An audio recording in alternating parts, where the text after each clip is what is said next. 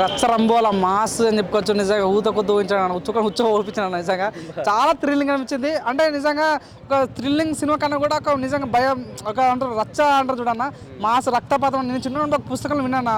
అంటే ఎర్ర సముద్రం అంటే ఎట్లా ఉంటుంది, ఎర్ర సముద్రం స్టోరీస్ విన్నా కానీ ఎర్ర సముద్రం ఎట్టుంటా కళ్ళతో ఇప్పుడు చూడలేదు. సో నిజంగా క్రోటర్స్ ఒక హ్యాట్సాప్ చెప్పాలని చాలా థ్యాంక్స్ చెప్తున్నాను. ఎందుకంటే నా కన్నతోటి నిజంగా ఎర్ర సముద్రం చూసిన ఫీలింగ్ నాకు ఈరోజు వచ్చిందన్న. సో నిజంగా స్టార్టింగ్ నుంచి చాలా క్లియర్ కట్గా చెప్పాడు. ఇంకోటి ఒక సీన్ ఉంటుంది అన్న, మన చంద్రుడిని సగముండి చంద్రుడు మన దేవుడు నరుకుతుంటే ఫుల్ అయిపోతుంది, రక్తంతో నిండిపోతుంటుంది. సో నిజంగా షార్ట్ చాలా బాగుంటుంది. Richest glimpse in the world అని చెప్పుకోవచ్చు. ఇది చాలా క్లియర్ కట్గా చూపించాడు తన తెలివికి. కానీ అంతమంది చాసిన తను తీశాడు.